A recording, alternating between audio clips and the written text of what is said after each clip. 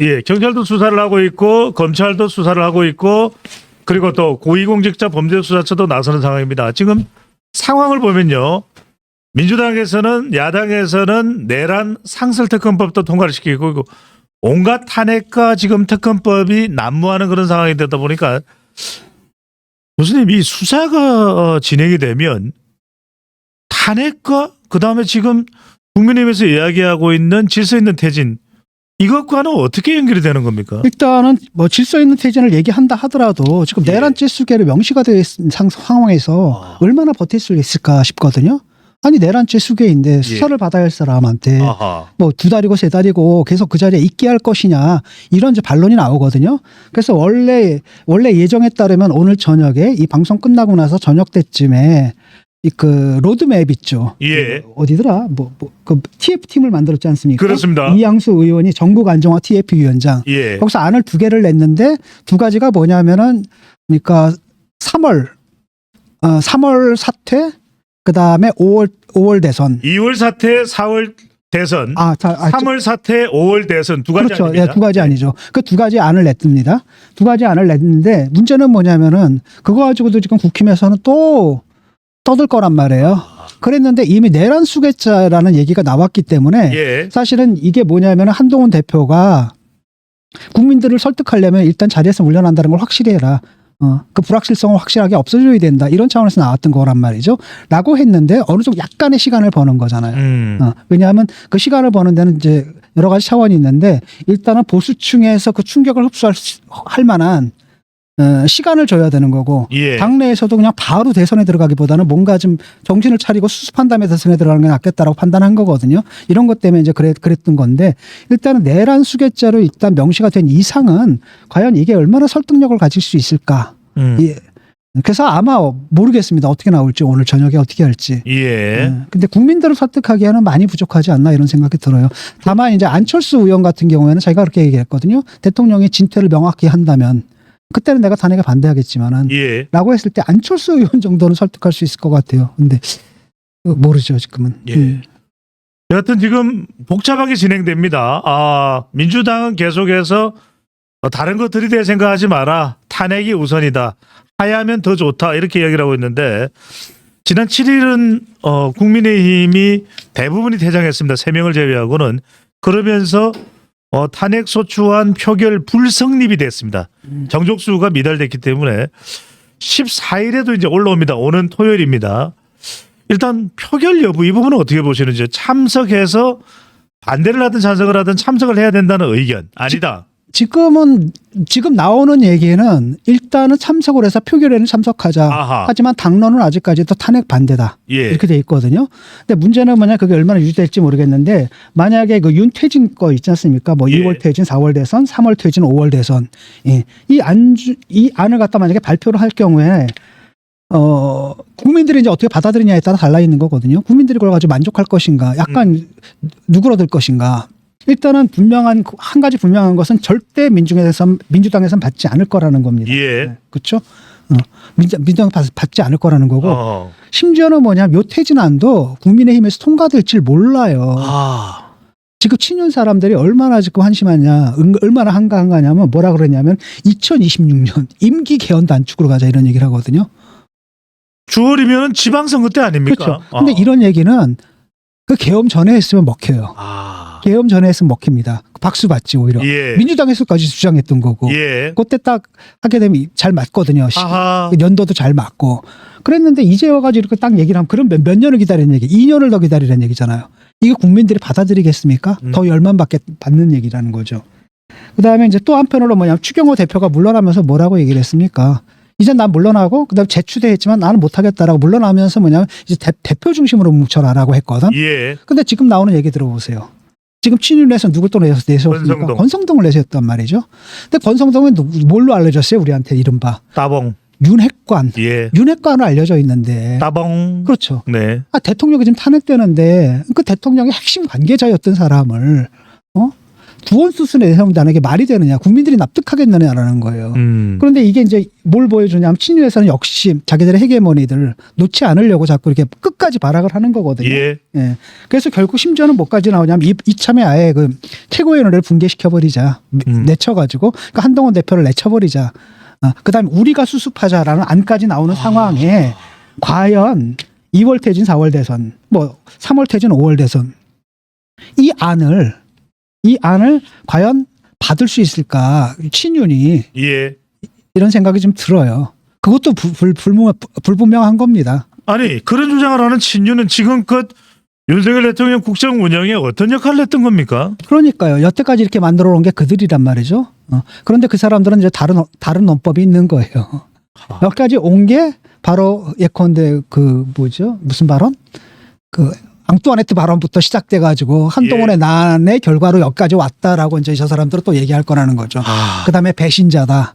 그다음에 이제 홍준표 같은 사람 나와가지고 봐라 검사 둘이서 나라를 망치고 있다. 이렇게 하면서 자기 입지만 지금 구축하려고 하고 있단 말이죠. 예. 이런 상황에 지금 한심하죠 지금. 외구가 들어왔는데도 당쟁을 하고 있고 병자호란때 쳐들어왔는데도 당쟁을 하고 있고 그 모습일까요? 교수님 근데 질문 드립니다.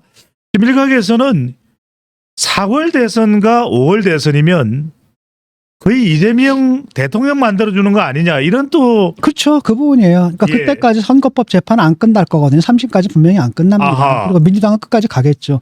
라고 하기 때문에 어차피 조기 퇴진을 하나 아니면 탄핵을 하나라고 했을 때 그냥 깔끔하게 탄핵하면 되거든요. 일단 빨리 불확실성을 없애야 됩니다. 확인하잖아요. 지금 친윤도 인정하잖아요. 대통령이 그 자리에 오래 있을 수 없다는 거 인정하잖아요. 라고 한다면은 여기서 딱 선을 그어야 되거든요. 대통령 딱 출당시키고 탄핵 딱 하고 선을 긋겠다라고 선언하고 그 다음에 받아들여야지. 그 다음에 오히려 그런 그런 위험이라든지 그런 혐의로부터 어느 정도 자유로워진 다음에 예. 다시 대선에 나가가지고 국가를 받아야 되거든요. 그러니까 요번에 이기지 않는다 하더라도 일단 대선에 나가서 이른바 4분 오열된 뿔뿔이 흩어진 그다음에 완전히 나락으로 가버린 그 보수를 재건하는 계기로 삼아야 되는 거거든요. 이 예. 대선 과정 자체를. 예.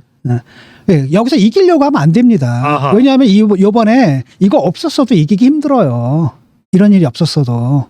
그다음에 이재명이 아니다 하더라도 이길 수 있느냐? 그건 또 아니거든요. 그러니까 이재명이 아니면은 오히려 민주당이 더 크게 이길 수도 있어요. 그러니까 이재명이니까 그만큼 국민들이 좀 불안감을 갖고 있는 거지. 예. 다른 사람이 나온다라면 그런 그 불안감마저, 그러니까 일말의 불안감마저 싹 지워주는 거거든요. 근데 이 사람들이 지금 엉뚱한 생각을 하고 있는 겁니다, 지금. 예. 이게 계엄 사태가 없었어도 이기기 힘든 대선이에요. 그렇죠? 대통령의 지지율을 보세요. 이기기 힘든 대선이고, 근데 계엄령까지 맞았거든요. 그런데 여기서 아무리 시간을 끌어본들, 국민한테 계엄령을 때린 대통령을 배출한 당, 그 다음에 그 대통령을 갖다 끝까지 옹호한 당, 그 당에서 낸 후보에게 누가 표를 주겠냐고. 이 생각을 해야지. 이 대목에서 교수님께 질문을 안 드릴 수가 없습니다.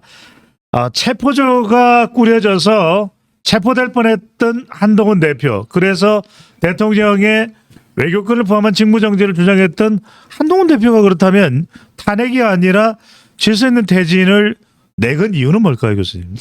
결국은 딱 한 가지입니다. 민주당도 그렇고 국힘도 딱 그렇고 이재명 대표 선거법 재판이에요. 딱 보면 돼 그냥. 이걸 넘기느냐 마느냐인데 예. 문제는 뭐냐면은 못 넘겨요. 국민들이 1년 이상 참아주지 않는다고. 근데 이게 확정 판결 내려면 내가 볼 때는 길면 1년 걸리거든. 길면 1년 걸려요. 예. 그런데 그때까지 이걸 갖다 끌고 갈 수 있겠느냐라는 아하. 거예요. 내가 볼 땐 그건 불가능하다고 보거든요. 라고 그런 판단이라고 한다면 조기 퇴진 뭐 해봤자 2월 퇴진하면 4월 대선할 거고 3월 퇴진하면 5월 대선할 거고 그렇다면 사실 헌법재판소 판결 받아보는 거랑 크게 시기적으로 차이가 안 나거든요. 어차피 이재명 대표의 출마를 막지는 못해요. 라고 한다면 그건 상수로 놓고 그다음에 뭘 해야 될까를 생각해야 되거든요. 일단 자기들이 낸 후보가 계엄령을 때렸다고 한다면 당으로서 책임을 져야 돼요. 예. 그 책임지는 자세를 보여줘야 되는데 오히려 지금 옹호를 하고 있단 말이죠. 그러니까 두 가지가 충돌하는 거 아니겠습니까? 국가 공동체 일원으로서의 책임. 두 번째는 우리 당의 이익. 뭘 앞세워야 됩니까? 그럼 너무나 분명한 거 아니에요? 예. 첫 번째 걸 앞서야 되는 거고. 이해는 합니다. 나도 싫어. 딱 탄핵했는데. 그래서 그 탄핵의 열매를 따먹는 게 누굽니까? 이재명이야? 딱 보니까 어차피 이 사람 언젠가는 감옥 갈 사람, 이런 사람은 우리 대통령으로 다시 뽑아줘야 돼. 그다음에 이 사람의 상을 가지고 어떻게 하는지 봤잖아요. 횡사, 학살 뭐 이런 걸 했던 사람이고, 그다음에 약간 사이코패스기가 있거든요. 그러니까 무슨 짓을 할지 몰라요. 보복도 엄청나게 할 겁니다, 아마. 이런 걸 딱 보게 되면 또 다시 피바람 불 것 같은데 이 사람을 찍을 수 있을까? 저도 저어되거든요. 근데 문제는 뭐냐면 계엄을 때렸어요. 이건 어쩔 수 없는 겁니다. 이건 깨끗하게 정리하고 그다음에 그 대안으로서 이 사람 어떻습니까? 라고 할 때 국민들이 평가할 거라는 거야. 예. 국민이 판단할 거고, 만약에 국민이 그 사람을 선택한다면 어쩔 수 없는 겁니다. 그게 민주주의야. 아니 솔직히 말하면 윤석열 대통령은 뭐 정치 잘할 것 같아서 뽑아줬습니까? 그거 아니었잖아요. 민주당을 딱 보니까 쟤네들 아니니까 뽑아줬단 말이죠. 그때 그분들의 판단이 그렇게 생각했던 사람들의 판단이 옳았다면은 이것도 어쩔 수 없습니다. 국민들의 판단에 맡겨봐야 되는 예. 거예요. 맡겨보고 거기서 결정 나야 되는 거고, 또 그렇게 당당하게 승부할 때 그나마 잃었던 보수층의 신뢰를 국민들 사이에서 찾을 수 있는 겁니다. 찾을 가능성이라도 생기는 거죠.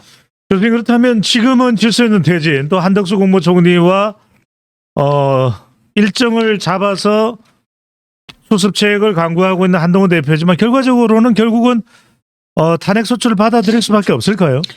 결국은 그렇게 될 수밖에 없다고 보거든요. 왜냐하면 지금 이 체제가 그 대통령이 거리된 상태가 아니잖아요. 예. 대통령이 거리된 상태가 아니기 때문에 권한 대행 체제라는 게 법적으로 성립할 수가 없어요.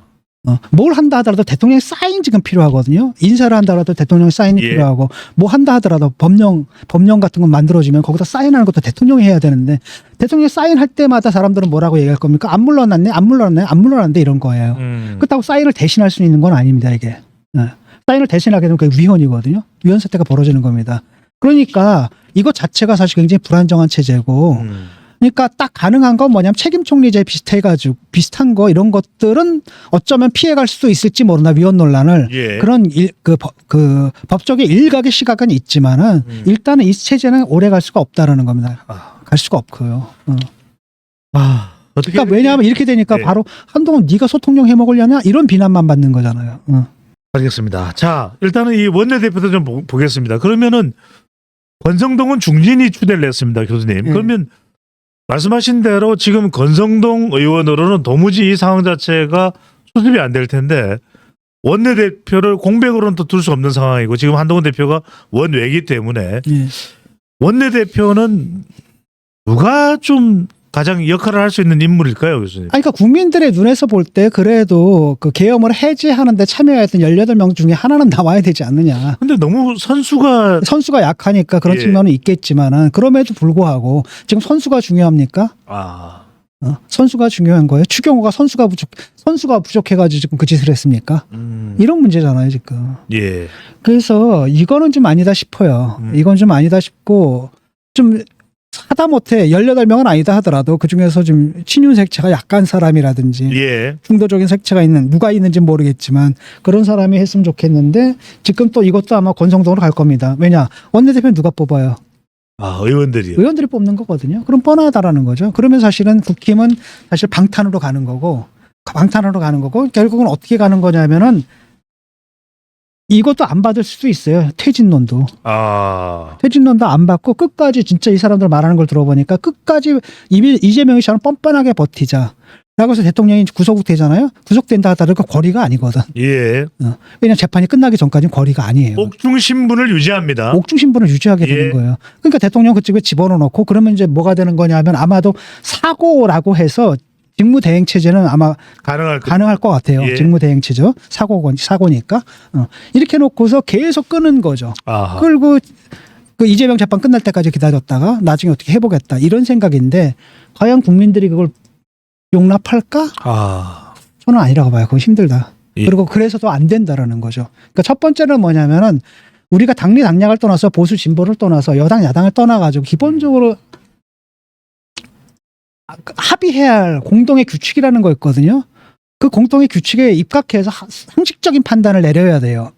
그리고 정치인들은 물론 그런 상식적인 판단에다가 정치적 고려를 할 수밖에 없죠. 예. 왜냐하면 자기 생각만을 말하는 게 아니라 자기를 뽑아준 사람들까지도 대변을 해야 되기 때문에 때로는 자기 생각과 어긋나는 얘기도 할 수밖에 없는 게 정치인이라고 인정한다 하더라도 이건 너무 센 아. 계엄 때린 거는 이거는 그런 정치적 고려의 대상이 되어서는 안 되는 겁니다. 예. 이건 명확하고 단호해야 돼요.